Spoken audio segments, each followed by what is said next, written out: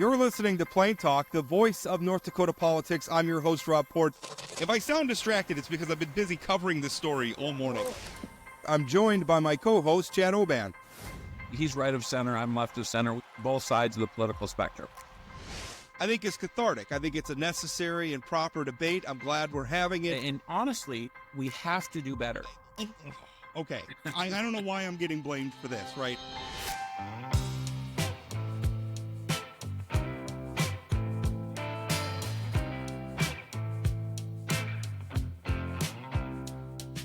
Welcome to Plain Talk. Happy to be with you. We're trying out a new system. So if the show looks a little different, it sounds a little different. We're trying something new. So bear with us. But it's going to be a lot of fun. And this is the nerdy part of podcasting that I like. All the little bells and whistles and stuff in the background. I like that stuff. Hey, it's practically Christmas. In fact, by the time you're listening to this, Christmas may have come and gone. And first of all, I want to wish you all a wonderful holiday if you're an observant, if it's your thing. I hope you all had a good one or will have a good one. What we're going to do in this show, no guest, it's just Chad and I, first of all, talking about the year that was, 2025, lots of crazy stories. So we're going to run through some of my top columns from the year and also some of the other top stories from 2025. And then also looking forward. There's going to be some interesting ballot measures. Obviously, we're going to have another election. A little bit of an unusual year in that we don't have a gubernatorial race. We don't have a Senate race. It's just a U.S. House race at the top of the ballot. That only happens once every, I don't know how often. I have to do the math. How often does that happen, Chad? Quite often. I want to just really quick go back to the new programming. You said you're a nerd and you really like this. Nothing changes for me. I just show up and talk. So nothing. The one thing that makes me nervous, though, Rob, is you did say that resolution is higher, and so I feel like I'm going to have to look a little prettier on the shows moving forward. Yeah. But we got to give the people what they want, and that's higher resolution video of you and I. Which is clearly higher resolution of our stupid dumb faces. That's exactly what the people want. I actually shaved a little bit and trimmed a little better, maybe than I usually do. Although I know maybe my eyebrows could use bad some news. work. You look the exact same to me. Okay. Well, the year that was, Chad. Let's just talk about this because I have kind of a printout of my top stories by traffic or whatever. But in your mind, top story for 2025. So I sort of think about three top stories. I think the first one is Kelly Armstrong had a great year. I mean, you think about the property tax bill that he was able to pass, and we're right now seeing the fruit of that. I mean, you and I both got our property tax statements, and it's significant, right? It was significant reductions in our property taxes.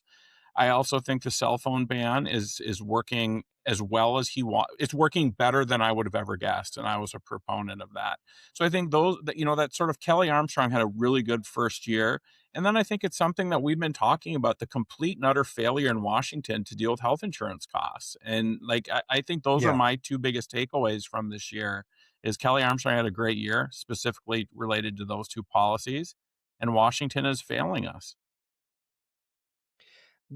It does feel like, I mean, given the amount of bandwidth that we commit to property taxes every political cycle, from legislative candidates and statewide candidates campaigning on it to the legislature passing different plans, different approaches over the years, it kind of feels like this is the first time I feel like we've made meaningful progress on it, like something like we really changed the trajectory on this. My property tax bill, I think I texted you, my bill was down by a third. Yeah. Which was a big drop. That's a big deal. And there's a lot of North Dakotans that are seeing that. I think 50,000 some households had their taxes completely eliminated. That's a sea change. The question for me, and maybe this is more of a looking forward thing, is are they going to be able to maintain it on both fronts? Because the appropriation for the credits is not permanent. It's something they have to renew. And, we're seeing some slowdowns. We're probably going to be seeing some slowdowns in revenue. Yeah. We're going to be seeing some slowdowns in terms of oil revenue and everything else. So that's going to be interesting to watch how they can hold the line on that. And then second of all, can they hold the line on the cap? because I think the cap is an instrument. Without the cap, what you're going to see is just a drip, drip, drip of property taxes going higher and higher that could gobble up that credit, unless we get into a foot race where we're constantly increasing the credit to try to keep ahead of local spending growth. So to me, that's really an interesting question going forward. Are they going to be able to maintain Yeah, this? and I think it's important for listeners to remember. I mean, there wasn't one legislator, the governor didn't say that this bill is perfect, right? And so I think looking this next session at, are there tweaks that need to be made in after a couple of years of having the cap in place? You had a great column this week. You and I talked about it before. You wrote the column about, the cap is very difficult for local political subs if health insurance continues to go up by 12 or 15 or 20% for their employees. Although I will say I got a text from a lawmaker reminding me that any political subdivision that just feels like they can't live with the cap and they want to go above it, they can take the issue to Right. the No, voters. that So it's not like it's 100% written right, in stone hard cap. If the voters approve, if they go to the voters, now is it a tough sell to the right. voters to maybe approve, saying, well, health insurance went up, so we have to raise your property taxes more than 3%? Maybe it is, but that option is there. I didn't Right. mention it in the column, and I I think should it's a have. tough sell if I, as a property taxpayer, am also experiencing those insurance costs going up so much, to expect me to vote for a property tax increase to pay for somebody else's health insurance. I think that's a tough sell. But I think, again, I mean, as we're implementing this thing, we can figure out, are there some tweaks that need to be made to the cap? And I think it's really important that political subdivisions are honest and legislators are sort of honest, and we come to this next session from a perspective, okay, are there things we need to tweak because this thing's not perfect? We can't dig in our heels and have one side saying, nope, the cap is perfect, it's working perfect, and the other side saying, no, this cap, we told you this cap was going to be Yeah, terrible. Because the truth is probably somewhere in between, depending on the political subdivision. I am open to the idea. I am very much in the we all know this isn't perfect camp, and I'm open to the idea of tweaks. What I'm scared of, and what I'm frankly downright hostile to, is killing the cap. You know, through a thousand Yep. cuts, where we just keep punching one hole into another to the point where it's not a Yep. cap anymore. That has to be. It has to, in order for it to work. It has to actually restrain Yep. something. And if we keep punching holes, we're going to exempt. One thing I saw the Associated Counties wants to exempt jail spending. If they have to, they don't want that to count towards the cap. I think that's a dangerous precedent to set. I mean, I'm not Right. unsympathetic to how difficult that is. But if we start handing out exemptions to this cap, it's going to die. And what we're going to end up with is committed to the tax credit, um, with no restraint on local spending. That's going to be Yeah, a and problem. you'd mentioned that some concerned about the credit side of thing with the budget situation. I'm not really concerned about that. I feel like that's a tough thing to take away at this point. The $1,600, that's harder to take away. Hell, I would advise the legislature, if you need more revenue at the state, bring back income taxes to a level that's, I don't think, like, I would much rather pay a little bit more in income taxes than property taxes. And like, again, when 50, 60% of North Dakotans aren't paying any income taxes right now, hopefully we won't get in this situation. But if we need more revenue, it doesn't mean we just take away the credit. We can look at other ways, because there's been lots of deep cuts in taxes over the last decade. Yeah. I mean, I am for. If we want to talk about it, I don't want to just immediately go to tax increases, but if we want to talk about things, expand the base a little bit. I think there's things we can do. Also, the tax reform is not something I don't like locking a lot of types of spending into the legacy fund. This is one that I'm Sure. comfortable with. The legacy fund kicks off a ton of revenues. This is something that could be covered by that. Yeah. But that's all kind of a looking back. The property tax thing, that was a big move. I mean, finally, after years, I remember first writing about it under Governor John Hoeven, Governor Dalrymple, Governor Burgum, finally with Governor Armstrong. And I'm not throwing dirt necessarily on those previous governors, but finally it feels like we got it. And I think the thing was, we got over the local control argument and just said, listen, if the expectation is that the state legislature, the state of North Dakota, solve the property tax problem, then the state's going to have to get involved in controlling local Right. spending. There's just no other way. I'm glad we finally got over that hurdle.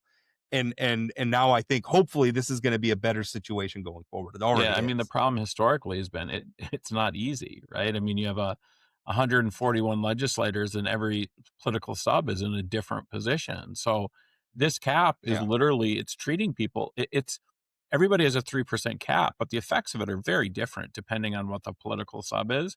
It seems like the vast majority of them are making this work. I mean, I think that there's some Right. stuff in Fargo and some other places where, I mean, Fargo's a unique animal right now in North Dakota. It's an urban setting compared to the rest of the state, and Right. they've got some stuff they have to work through. I think they've probably made some mistakes over the last few years, but they got to figure it out. But also the only variable, the cap itself is not the only variable. I mean, there's also some of these local governing, they could change their behavior. They could change the way they structure their budgets to live with the cap too. There's a lot of different ways we could fix this, but overall, I think it's a good thing. You know, one of the biggest stories for me in the last year was a wild legislative session. And you know, obviously a story that I've been covering is the shifting, I don't know what you want to call it, the realignment in state politics. I think it's always very evident, very visible during the legislative session. But we saw some really crazy stories out of the legislative session. My number one story of the year was State Representative Nico Rios making anti-Semitic tweets, talking about, you know, basically, you know, I mean, if you read Representative Rios's tweets or X posts or whatever you want to call them, I don't know, jocular is his approach. He's not a very serious person. So, but whether he was joking or not, suggesting that we overthrow the quote unquote Jew president of Mexico is not funny. That got a ton of Well, let attention. me just really quick And on that, Rob. I mean, I'm sorry if he thinks he's joking. He doesn't exactly have a history of, you know, not saying racist and offensive things, no matter if he's getting arrested or if right. he's tweeting them. I would just also point out it is amazing of all the people who have resigned from the legislature over the last 2-3 years that Nico Rios is not one of them. Yeah. How he is still in office. He's on the He ballot is. this Yep. cycle, isn't he?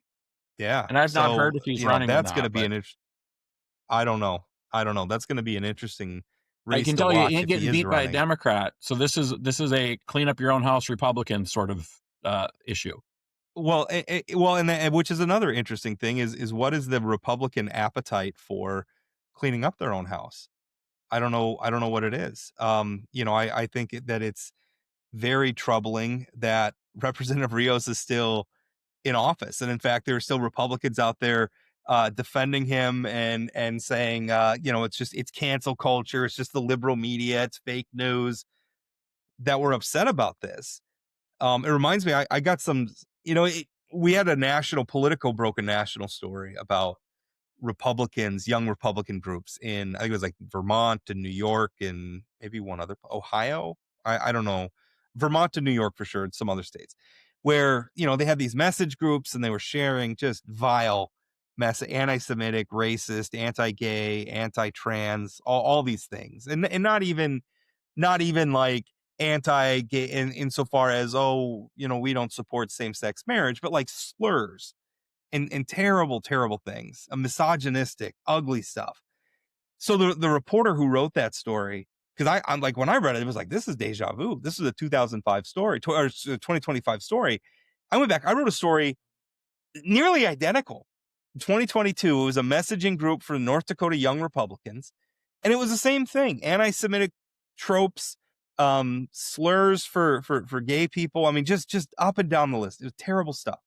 And so, you know, the reporter went back and kind of like, hey, 3 years before my story ran, this story, you know, ran in North Dakota. So kind of an interesting look back. But again, I mean, one of the things that jumped out at me in that story is the number of people who were caught in that group who faced zero consequences outside of, I guess, maybe some public to the extent they were even embarrassed.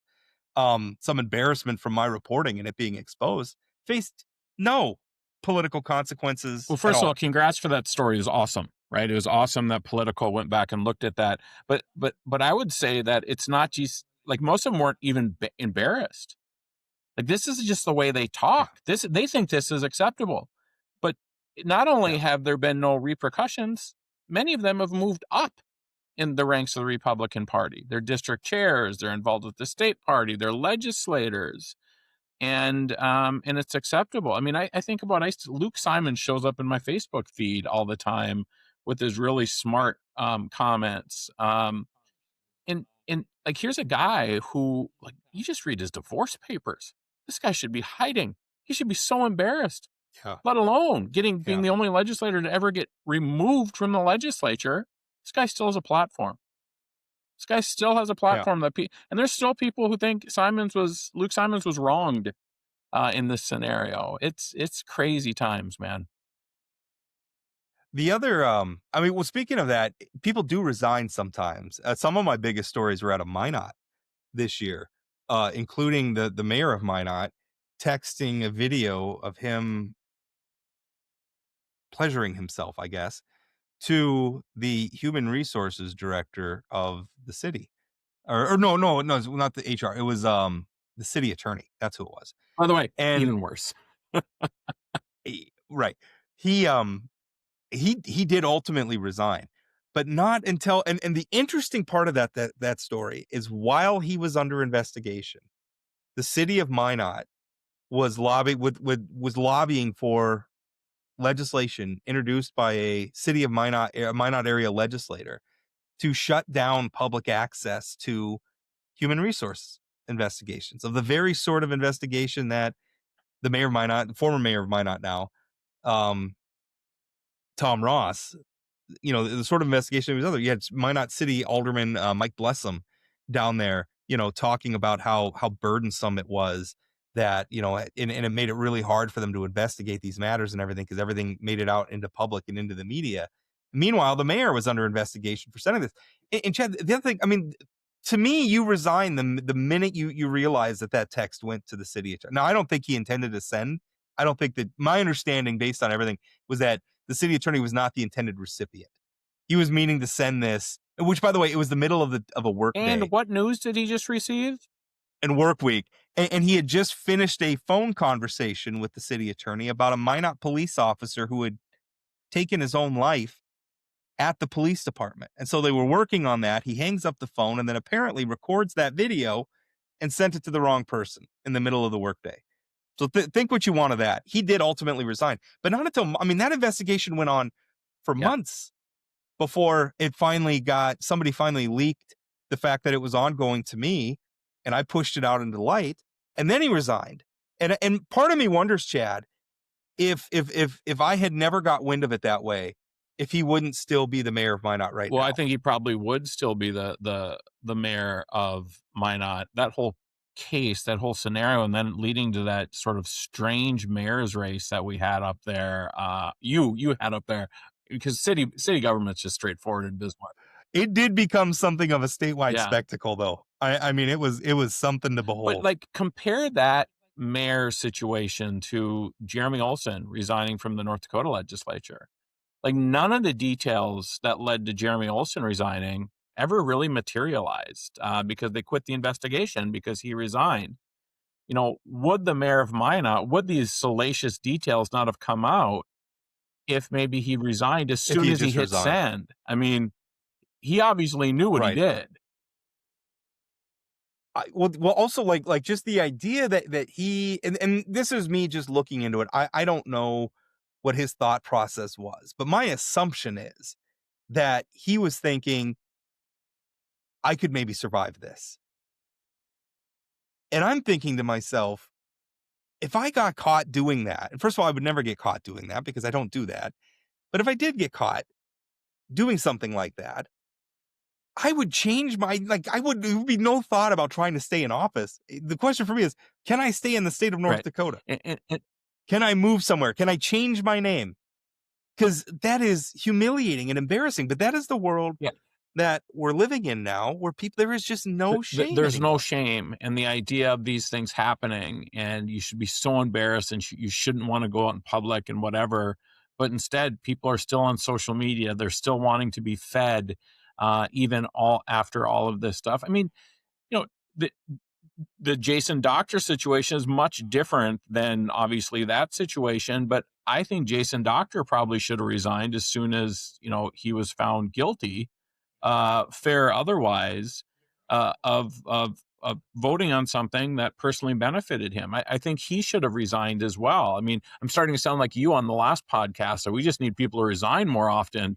But I think it's not just a sex scandal that should lead, or sexual harassment that should lead to people resign. When people make really stupid decisions and they use their power, and again, Jason Doctor is part of the normal Republicans, and it was interesting to me how differently the traditional Republicans handled Jason Doctor and Jeremy Olson compared to Luke Simon and some of those folks. And again, across the political spectrum, D, R, moderate, MAGA, we should be treating everybody the same. I mean, if people screw up, no matter if they're on our team or not, we should hold them to account. Yeah, and we don't. Of course not. Left, None of us. right, No. we don't. What really matters is what team do they play on.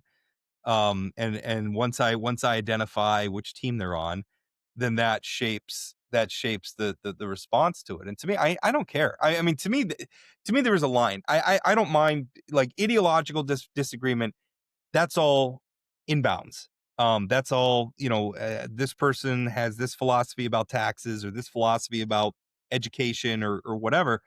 That's whatever. And you're going to vote for the people that best align with you. But there should be, like, line in the sand behavior where once you're beyond it, it's like, no, there's plenty of smart citizens who could serve in the legislature, who could serve in statewide office, who could even serve in Congress or in the presidency. There's lots of people who can do these jobs. And we are far too reticent in calling for resignations. And that was, you disagreed with me. We were talking about Governor Tim Walz, and I thought that the fraud scandal over there is enough to where he ought to just step aside, sail into the sunset. He certainly shouldn't run for re-election. But anyway, it's people. More people should. There should be more shame in politics. But we live in a shameless time. It's the worst thing about this era that we're living in right now, is that it is a shameless time. Well, I think the other thing that really defines the time we live in is that who's on whose team sort of thing, and not really thinking about what's best for my constituents. And I think no better place than Washington this last 12 months, where health insurance, farmers, all these different things, where people are blindly following Trump. And we're starting to see that sort of break down a little bit now. I think you're a little more hopeful than I am that we're starting to read into some of these things. But I hope that going into next year, that Republicans in Congress start to see, this guy's an albatross on my political career. I need to show some distance from him. And I hope our three folks are leaders in that. And maybe we saw some of that. Kevin Cramer came out and said he supports the ACA extensions. Where you been, Senator? In December. Where you been, buddy? In December. I wrote a column like why didn't, which brings us to another big story that we've kind of had, more a story that was driven by the podcast than my columns. But I actually found, as we're recording this, and by the time people are listening to this column will probably be published. But I mean, my headline was, where were you in August? Why you waited till December to say this? We went through the longest government shutdown in history because Republicans didn't want to compromise with Democrats on an extension of the subsidies. And I think Democrats probably would have gone for a temporary extension. If they put that on the table, I think they would have gone for it. We had the longest government shutdown in history. Now North Dakotans, people are leaving. Like, there's news stories where farmers, ranchers, independent business people are leaving their health insurance behind, or they're moving off the farm. They're quitting farming. They're quitting ranching because they can't afford the health insurance. That's happening now. And now finally you say, oh, well, maybe we should have extended the subsidies.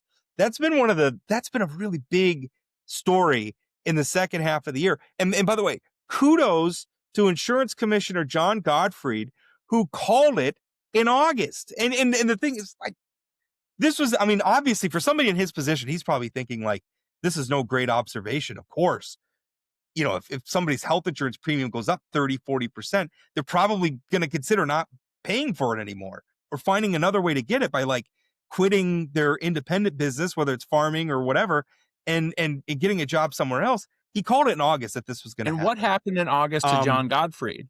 there's a bunch of people that were calling him, saying on social media and whatever, basically saying, "Hey, dude, you're on our team. What are you doing? That's not the Right. company line." And now fast forward 4 months or 6 months or whatever, 3 months. I'm guessing John's not getting calls from Senator Hoeven and Senator Kramer and Representative Fedorchak saying, "Turns out you were right, buddy." Because Yeah. back in He's probably not on August, their they were Christmas all supposed list. to be, they were mad that he wasn't on the right team. That facts didn't matter, people didn't matter. It's our team versus their team, and he got off message. So Yeah. kudos to John Godfrey. I mean, the reality is that Republicans in Congress have a constituency of one, and it's Donald Trump, and they serve that constituency, I think, a lot of the times before they serve their actual constituency, the people that elect them. And the problem with that is, I can say that all I want. The problem with it is, a lot of times the actual constituency seems fine with Right. that. And that's a real problem. And I don't know what it's going to take. Maybe this health insurance thing wakes some people up. Maybe some of the tariffs, some things going on. I know we got some good economic numbers today, right before we recorded this, but I don't know that the average person, if you're running a farm, you're running a ranch, or you're just working for a wage and you didn't get a raise this year, or you went backwards maybe because of inflation, because of the rise in healthcare costs. I don't know that the strong GDP number really changes things for you all that Well, much. and Rob, the other thing that I Um, want to make perfectly clear here, and we've said this over and over and over, nobody's saying extend the ACA tax credits and then stop. I Indefinitely. mean, I've seen Right. people on social media and other places that are like, well, that's not going to solve the problem. No kidding. It's a bridge to Yeah. try to solve the problem. That Yeah. involves more transparency, more accountability, all these different things that we've been talking about. The problem is cost. I mean, the problem is healthcare costs. You saw the cost. The insurance companies don't Right. care about. They could still turn a profit whether the cost of a colonoscopy is $30,000 or $5,000 because they have a markup, right? They're just a pass through. They're just a mechanism through which you pay for that care. If the cost of care goes down, or at least just holds Right. steady instead of growing, um, then the cost of insurance And is Matt gonna Perdue, when he come was on down or last hold week, the new steady. president of Farmers Union, here's somebody who supports the ACA, lobbied for it when he's in Washington. He said the problem with the ACA is it did nothing to control costs, and we have to control costs. That's the kind of honest perspective we need in this conversation. But I'm not sure our politicians are up to having the actual conversation about what needs to be done, because we're at a time when it's either you win or you lose. In the words of the great Ricky Bobby, if you ain't first, you last, Rob Port. Yeah, that's where you were dunking me for our geography quiz, because I couldn't remember if the Hampton in North Dakota was Hampton or Life's full of Hampden. But winners and losers, Rob. you take that win for all you want. So let's switch gears and let's look forward to the next year, 2026 election year. Julie Fedorchak already has a challenger, Alex Balazs.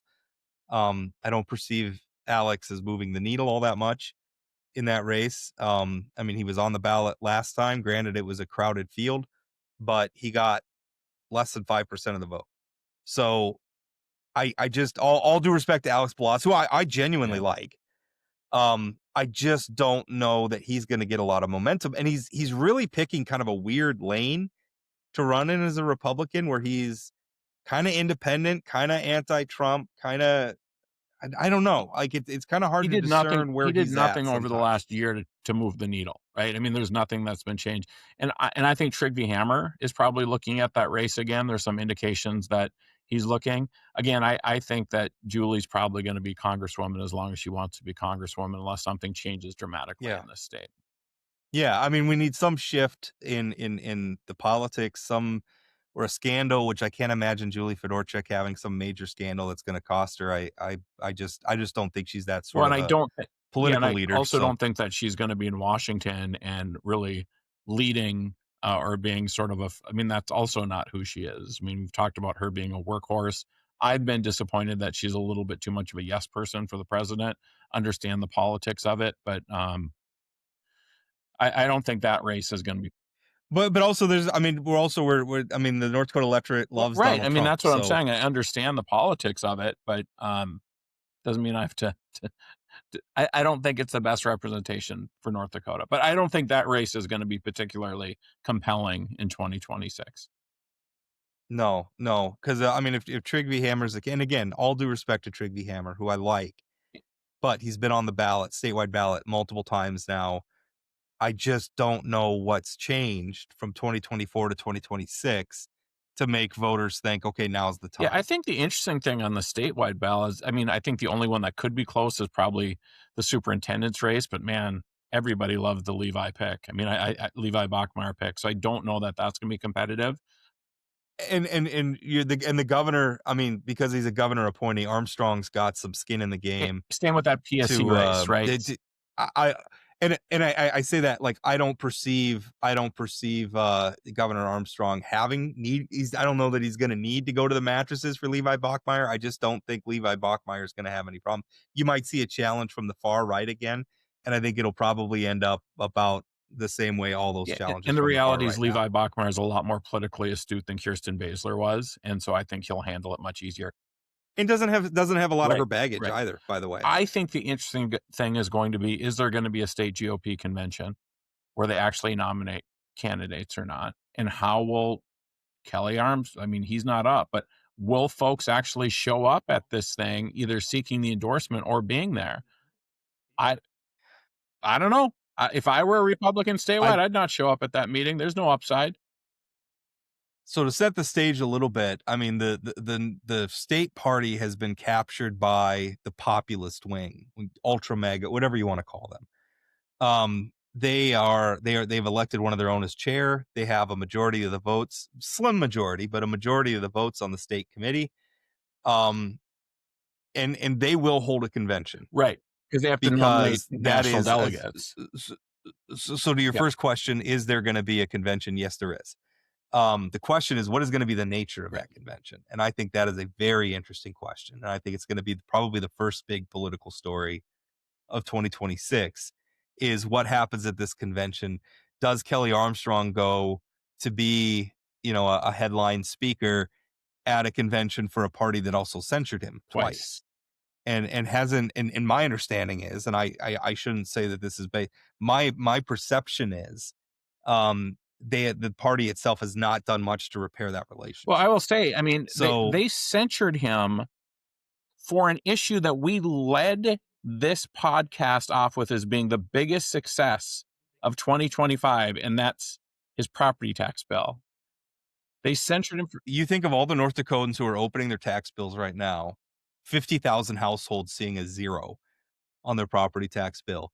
Plenty of households seeing a dramatic reduction. I mean, again, my bill went down by a third. My mortgage, because I pay my property taxes to an escrow. I'm estimating that my monthly payment is going to be down almost $200 a month. Yeah, and the state GOP is saying, dear North Dakota, the governor failed you by giving you that property tax cut. We're going to censure you. Now again, the apologists for that, they like to backtrack and say, oh, it wasn't a censure. But I don't know when a committee comes together and issues a formal declaration of disapproval or condemnation, that is a censure. That is the dictionary definition of the censure. And if you're going to censure somebody, have the cojones to call it what it is. So yeah, it's going to be interesting. And there's a lot of things at play. Will Fedorchak go? I mean, she was kind of used and abused at the last convention where there was a lot of chicanery around, rules and the delegates. And you've got to remember the faction that is in charge of the convention, the conventions, whether they're the local district conventions or the state convention, that is where they have their power. They have not demonstrated that they can win on the statewide ballot. They can win in the smoky back rooms of the parties, little elections at conventions. They can win there, and they can win in some legislative races, but they haven't proven that they can win on the statewide ballot. So we have this weird thing where the party's controlled by a faction that really, I think, is out of touch with even most North Dakota Republican voters. Yeah. When you look at the fact that Kelly Armstrong is the most, by that North Dakota News Cooperative poll, is the most popular political figure in North Dakota. even more popular by a little bit than Donald Trump. And simultaneously, he is not at all popular with his own state party. I just saw an internal poll that somebody did, and that still holds true that Kelly Armstrong is the most popular politician in the state of North Dakota. Yeah, I think not the least I bit think that gap surprised. is growing between the two of them. When was that? Can I'm at risk of putting you on the spot. When was that? Was that? I'm kind of interested in what the ethics fight No, did yeah. to his So approval. obviously this polling had nothing to do with the ethics fight, but I will tell Right. you it was done in the last 10 days or something. Like, it's a very recent Okay. poll. I don't think the vast majority of North Dakotans are paying attention to the ethics fight. I mean, it's just not something that they Yeah. care about. But I Yeah. think I wondered if he was spending. I think he had the right side of that fight. I guess I was kind of curious if he was yeah, spending political capital there. And I my perception was that probably, like, I'm super interested in it because it really, really matters. I think the average no. public doesn't care that much. I think coming out of that convention, I think that the next thing is then the June primary, right? I think that's going to really set the tone for the rest of the political year and going into the next session. And I think you hit the nail on the head with one of the races, which now just got super interesting in District 41 with Jennifer Benson, who's a, twice censured, speaking of censured, member of the Actually Fargo censured City by Commission, I mean, and then the Becker race here in Bismarck, right? I think those are the two that are going to get a lot of attention. But there's also yeah. races going on out. District 47 in Bismarck already has at least 3 candidates running for the House. School board member John Lee just announced, and I mean, John's very conservative, but he'd be a great legislator from my perspective. Yeah. And so I think there's going to be some interesting stuff, but those Benson Becker seats are going to be the ones that people really need to watch. Yeah, I have a feeling I'm gonna be ready. Do we know if Becker's running for House or Senate yet? Has he decided? I've not heard any. It's got to be Got to be House. House. Again, if it's he and Axman, it will be like, this might be A knife fight. the most interesting race that we've had in several elections. Senator Axman is going to hate me for saying this, but please, Rick Becker, run against Yeah, Michelle it Axman. would be Please. super fun to watch, but it'd also be super stupid for Becker to take on Axman, who's popular with the governor's office and has resources and Is yeah, smart. yeah. Is is a good. I mean, I know that you weren't a fan of her work on the school choice thing, and that's probably, I mean, probably even school choice proponents might have I don't know, some disillusionment with her over that, but overall she is a I sharp, mean, she was excellent lawmaker. She's going to end up in statewide office one day. she was the prime sponsor on the cell phone ban, and there's people who were taking shots at her, and she stuck to it, and it's worked well. Becker would be an idiot. Now, I'm not saying that he's not, but he would be not very smart to run for the Senate when there's an open house seat in that district. Somebody told me that Rick Becker is not afraid to lose, and I thought that was very astute.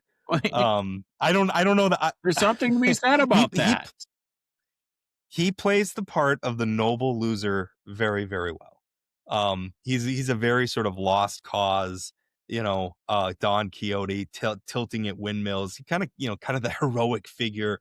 Honestly, I think if Rick Becker ever won a statewide race, I mean, I don't know. I don't think he'd know what he'd do. It's the dog catching the with tire, himself. right? I mean, it's like, what do you do now? Right. Now what do I do? What do I do? Now I'm in the Here's inside. what I look forward to in June.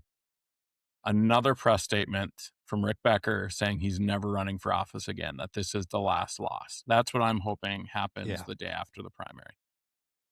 It's amazing how many of those statements he has an expiration date. Like when he lost at the state convention when he was running for U.S. Senate in 2022, and he was going to abide by the convention, and then he ended up in the general election as an independent candidate, and then in 2024 he lost the U.S. House race. Said Julie Fedorchak kicked my butt, and this is it, and my political career is over. And then here in 2026 cycle, here he is again. He also ran a property tax measure that his butt got kicked as well. So yeah, he didn't do so hot there either. So I think that primary is interesting, and I also think thinking about the general election, all indications are this is going to be a terrible, terrible year for Republicans. I would suspect locally that North Dakota Dems will pick up some legislative seats in the eastern part of the state as long as they're running good candidates. I hope the day after the general election, there's a few more Democrats and there's a hell of a lot more moderate Republicans, and that this next session is focused on the right things rather than what we've seen the last several sessions. And that's kind of in last cycle in the primaries, we saw, an organized effort by the populace. Brandon Pritchard was obviously kind of central, former lawmaker Brandon Pritchard kind of central to that, to defeat incumbent moderate Republicans. And they got close. I mean, overall, they lost those races, but a lot of those races, very narrow margins. But the numbers held even, right? I mean, they're Right. unsuccessful in taking out the traditional Republicans, but the numbers in the caucuses did change. But they didn't lose ground either. Right. So status quo. But I mean, when you look at what happened in South Dakota, where that faction was very successful in taking out a lot of moderate incumbent Republicans, do you think that could happen in North Dakota this cycle? No, I think it's going to be just the opposite. I think the traditional Republicans are going to pick up seats in this primary. I feel like they're better organized. They're better at recruiting candidates right now than they've been. I also think you've got a guy in the governor's office who is going to try to make sure that his people get elected in a much smarter way than the previous governor had done. I think it's going to be the objective is going to be very similar to what Governor Burgum's objective was. I think the politics are going to be much more astute, much more competent, because Burgum I think the smartest thing Kelly Armstrong could do is go get on the stump, visit these districts with those candidates, knock on doors with them. Doug Burgum carpet bombed people with mailers and didn't ever really talk to him, and it was kind of condescending. Kelly Armstrong is better at politics than Doug Burgum. Well, and I think Kelly's team is better at politics than Doug Burgum's team. I think the other thing that they learned from previous primaries is sometimes it's about getting out the vote. It's not just about bombarding them with mail. You need to identify people. Some of these races you think about District 42 Republican primary. I think Emily O'Brien won it with like 350 votes or something ridiculous. Like, if you just identify 200 people and get them to vote, that's enough to win often. Yeah. You win. And so it's not complicated. Yeah, these primaries, no, it really isn't. Identify your people, get them to the polls. Easy to explain, harder to do implement sometimes in practice.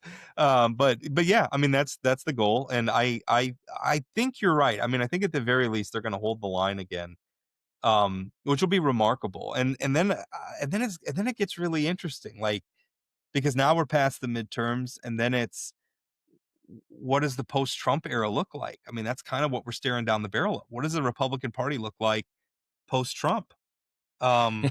A year from I mean, obviously nationally it's going to be, is it Marco Rubio? Is it JD Vance? All that stuff. But like locally in North Dakota, what does the post-Trump Republican Party look like? Because what swept Republicans into power in North Dakota for 30 plus years now was very upbeat, very optimistic. I would argue like very pro-business, actual conservative, like limited government stuff.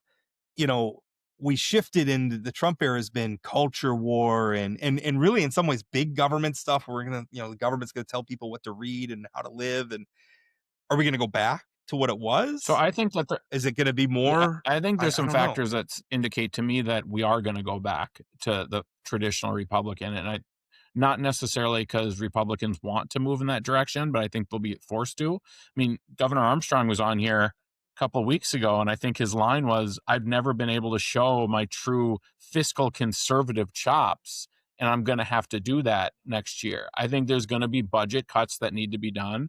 When there's a tight budget, it's a hell of a lot more difficult to focus on book bans and some of those other things when you're cutting programs. So I mean, from my perspective, I think they're going to be forced to be more traditional, more Rob Port conservative rather than the populist conservative. Oh, God. But no, God, don't hang that millstone around. But in all seriousness, I mean, worrying about things that cost money and how do we pay for government and those things, the plow the damn streets sort of things. Not about who's going to what bathroom. We don't have time for that shit when we can't figure out how to fund schools. Yeah. Well, that's right. Speaking of that, Let's talk about some of the ballot measures because there are some. The legislature's put a couple on, and then we're gonna see a school lunch ballot measure. I don't know that we're gonna see any others though. I mean, do you think there's gonna be a campaign out there to collect signatures? I mean, it feels like if there were, we'd have heard Yeah, about it by now. They it's need to getting to get be a their pretty tight window here. I mean, even the school meals one, when yeah. you're looking at having to get your signatures in by June, and there's this whole winter thing going on outside right now. I think that I Yeah. think it's a tight window now for anybody. Well, there is I should note there is an independent because things can be put on the ballot one of two ways. The legislature can put constitutional amendments on the statewide ballot because per our state constitution, if you want to amend the state constitution, it has to go to a vote of the people. So the legislature passes a resolution. The resolution goes on the ballot, gets ratified or not ratified by the voters. So we'll talk about those in a minute. We have the ballot circulating for school choice. There is a window tinting ballot measure, which I got to be honest, until I looked at, I went to the Secretary of State's website this morning to kind of remind myself of what's being circulated and everything. I had forgotten that this existed. One, Rob, I will tell you on that ballot measure, I'm a firm undecided. So Yeah. when in doubt, vote no. But I'd be shocked. I mean, I haven't heard anything about them actually collecting signatures, but maybe they're in places I'm not. Yeah, they have until February 9th for the primary. And then they have their final deadline is February For the 24th, general. which would be a year from when their petition was approved for circulation. So I would be shocked if the window tinting measure was on. Let's run through so the in the primary, constitutional measure 1. It was SCR 4007 during the legislative session. It relates to initiated petitions. It's basically the single subject rule. And this has been on the ballot before, but it was alongside other things. Now it's on by itself. What do you think? Does this I think pass? that the legislature was smart to break these things up so it wasn't just one big wholesale change, because I think the public will have more of an appetite for single subject than they will for the 60% threshold. I'm going to vote no on that one just because I don't trust who gets to determine if something's single subject. And I know in other states there's been shenanigans from the court, sometimes saying something is two subjects, others don't. So I'm opposed to it, but I think it's going to be very difficult to defeat that thing. I think it'll be very hard. Uh, yeah, I'm gonna vote for it mostly because I am for whatever kind of shenanigans can keep these stupid things off the ballot. So um I am voting for it Rob Port, pro because I am shenanigans. pro shenanigans. I know. Now that being said, not dishonest Right. shenanigans, but I like the idea of single subject. I think it just makes sense. The other one is related to term limits, and it's a change in the term limits. And essentially, what it says is that first of all, if you get appointed to it partially, which we saw several times, right? Jeremy Olson resigned. Somebody was appointed to replace him. Representative Cindy Schreiber Beck resigned. Somebody was appointed to replace her. Emily O'Brien, Cindy Schreiber Beck passed away. I'm sorry, I said she resigned.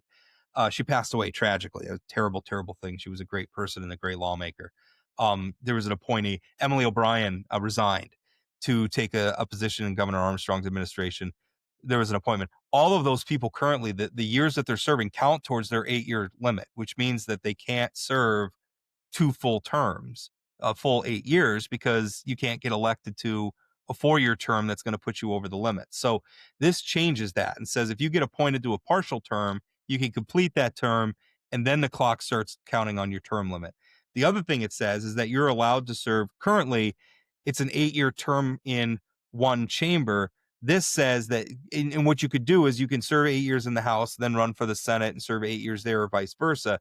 This says it's a 16-year limit and you could serve all of them in one chamber if you want, or you can, I guess, mix and match between the two chambers. I very much support this. I think it keeps in place the spirit of term limits that voters approved, because essentially what they did approve was a 16-year limit on service in the legislature. So I think it's good reform overall. Now, the separate question is whether or not the voters will go for it. Yeah. I'm going to, this is great podcast material right now, and say I need to think more about this. Like, because I haven't thought about this since the session. No, great Yeah, no, podcast material is you I just know. have like I have a instant very knee-jerk hot strong take. opinion on everything, but like I haven't really thought about this issue since the session, since this was going through, because I think this does make sense. Um, so I don't know how I feel. I think the voters are going to be apprehensive because this is going to be framed as the legislature is trying to take away. Well, certainly that's how the people, Jared Right. Hendricks and So the other people who were behind the term limits thing, U.S. who's term going to do a limits, who campaign in bankrolled favor the of term limits this? in the first place. Right? I mean, the legislature has a history of Yeah. putting things on the ballot and then saying good luck, and then there's somebody running a campaign opposed and nobody's running a campaign in support. I think that if they organize, I think it has a good chance of passing if they make a strong affirmative case for it. But if it's another instance where the legislature puts something and just expects the voters to get it, and they don't go out there and message, there's no campaign behind it, I think it's going to fail because in a vacuum, the only thing is, oh, those evil legislators are just meddling and they just want to be able to serve longer and all sorts of Rob, I things. worry So that if they fight for it, I think this if could the pass. legislature But is I don't out know if there they're going to fight fighting for it, I think they're about the worst messenger on anything related to term limits. I don't know. When you look at some of the polling, how they were able to move the even on the original term limits ballot measure.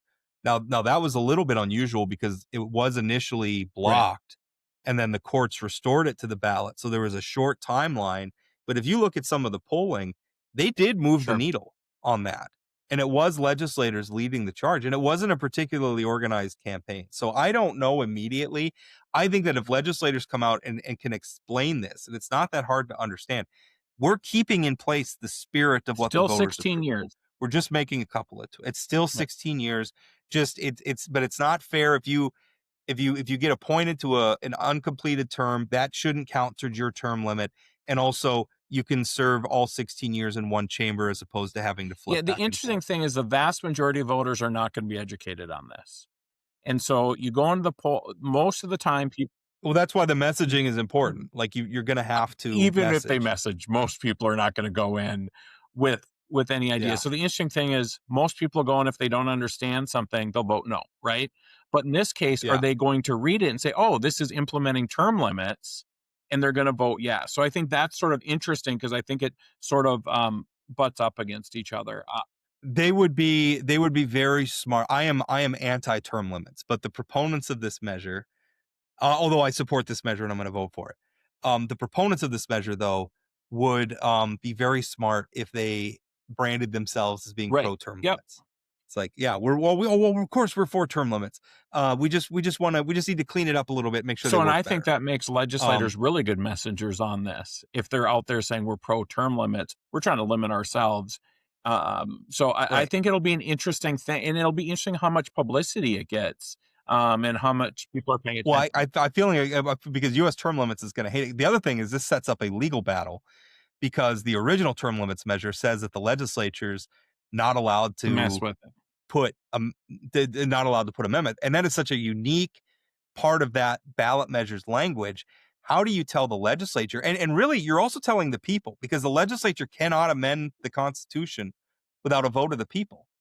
And so what they're really saying is the people are not allowed to vote on this if it originates from the legislature. That's an interesting question for the courts. I don't think U.S. term limits is going to want that to go before the courts. So they're going to fight this hard. I think it's going to get a lot of publicity, especially in a cycle where, again, we don't have a lot of statewide races anyway.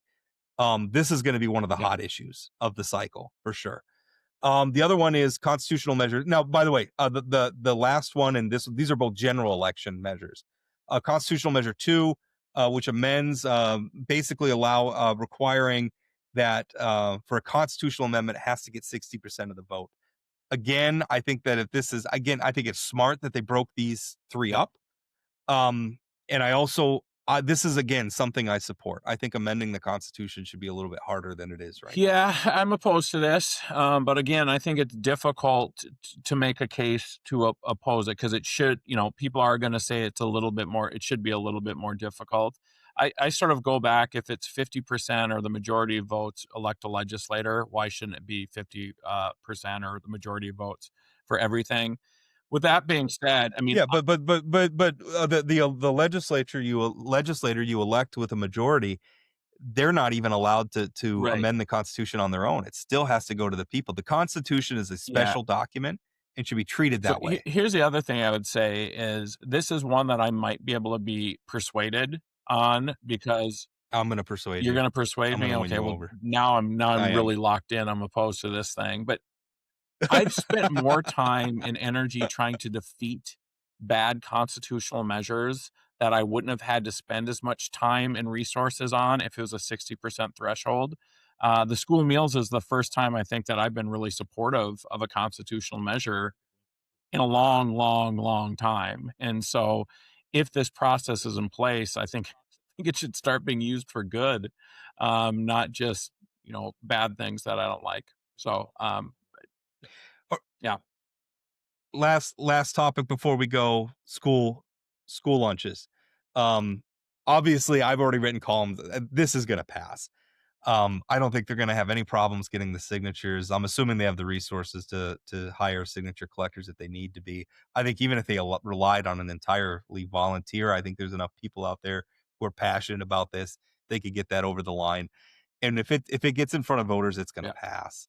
I just don't see North Dakota voters, um, whether it's grandparents who are watching their grandkids or parent. I mean, it just makes so much sense.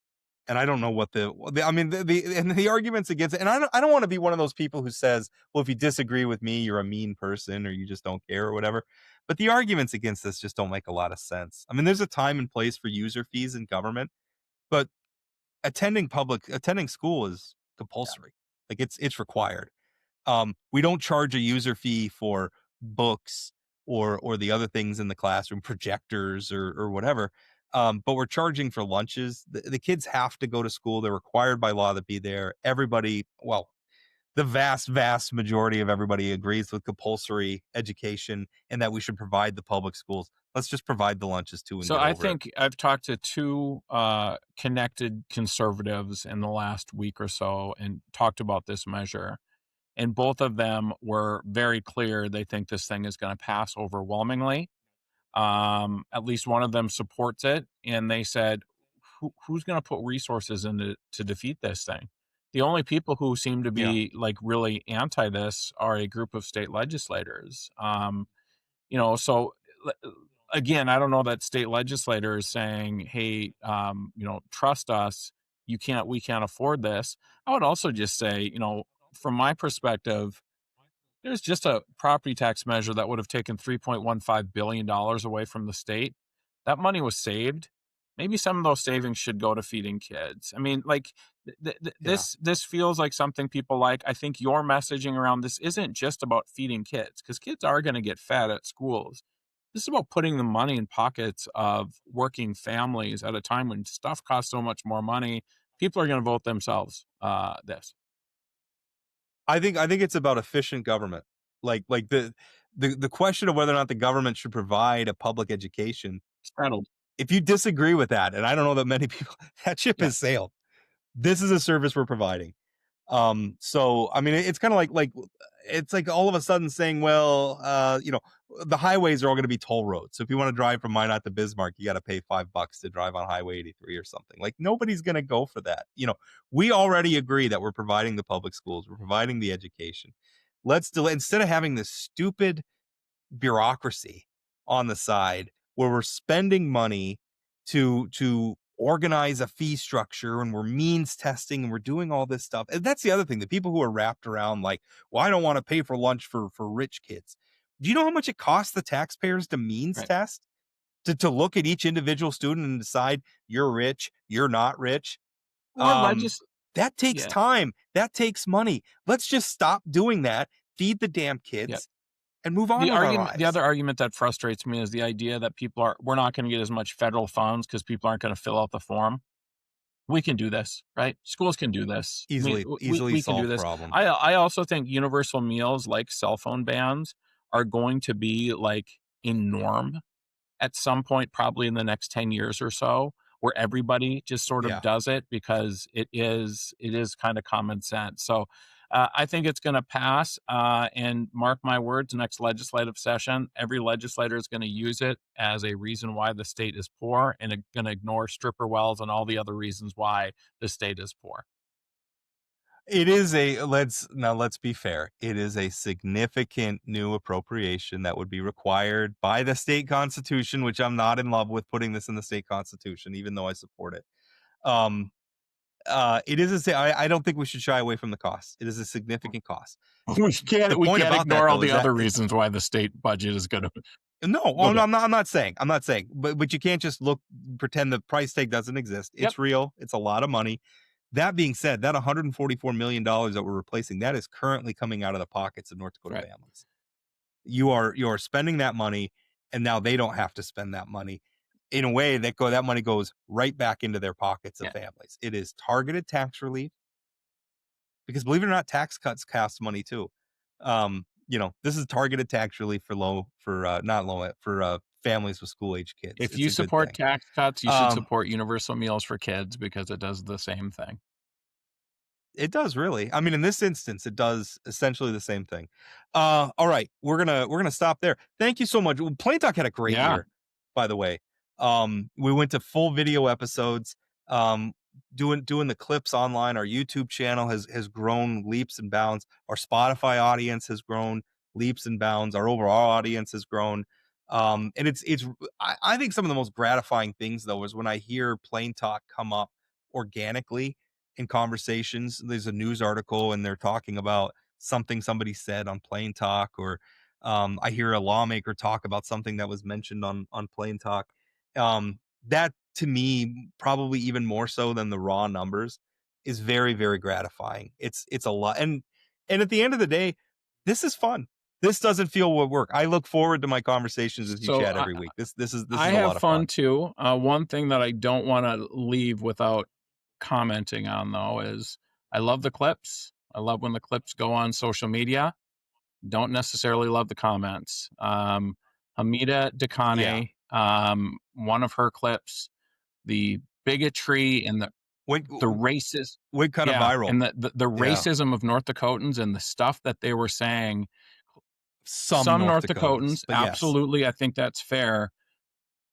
But it's exactly why we had that conversation with Hamida, because when the president calls a whole group of people garbage, a bunch of his supporters think that. And when I see people on there who are saying, "Are you even legal?" Well, first of all, listen to the damn episode, because we talked about that. She was elected to the state legislature. She is a citizen, proud citizen of the state of North Dakota. Is there anything more patriotic than choosing to live in the United States and choosing to become a citizen of this country? Is there anything? And so these people who are criticizing her, I don't believe they're patriots. They don't get it. And by the way, continuing to love this country and what it aspires to be, even when some of the people in this country, including some of the people who win national elections, are maybe, or could maybe persuade you that America is a wonderful place. Some Americans kind of suck. And that's just a reality. I saw those comments too. They were horrifying. I leave them up because I think we need to see them. We need to understand that those attitudes are out there. They're not unique. They're more widespread. I don't think they represent the majority. Because if they did, I think our country would look like a much different place than it does now. But they're real and they exist, and people should see them. So that was ugly. That was terrible. I was so glad Hamida came on and told her story. And that's part of what we're trying to do on podcasts, is tell those stories and have those people come. And Rob, I think, as we're thinking about the holiday season and Christmas season and whatever, like, this is a time to love all your neighbors. No matter if they're a Democrat or Republican, if they look like you, if they love like you, if they pray like you, this is a time where we need to re sort of establish the fact that we should love all of our neighbors. Because agreed, 100%. All right, we'll put a pin in it there. We have, and by the way, we will be back. New episodes on June. It's a hell of a break. We're not taking a break till June. January 7th is when we'll be back with our next regular episode. We're taking a little bit of a break over the holidays, so I hope you all have a wonderful Christmas holiday if you're celebrant, if you celebrate it. Wonderful, wonderful new year. We'll be back on January 7th. In the meantime, if you want to react to any of this, leave us a voicemail, send us a text, 701-587-3141. You can follow us on TikTok, YouTube, Facebook, X. Plain Talk ND is our handle there, everywhere. Thank you so much for listening. We'll talk again.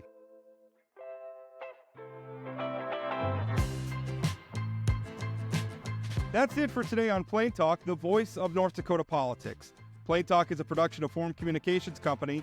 Got a question, comment, or suggestion? Leave us a voicemail or send us a text message at 701-587-3141.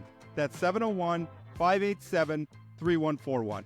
If you haven't subscribed to Plain Talk yet, you can find us on YouTube or your favorite podcast platform like Spotify or Apple Podcasts. For those of you who are already hooked, give us a rating or review. And don't forget to share or tell a friend. Special thanks to my co-host Chad Oban, and from myself and everyone at Plain Talk, thanks for listening.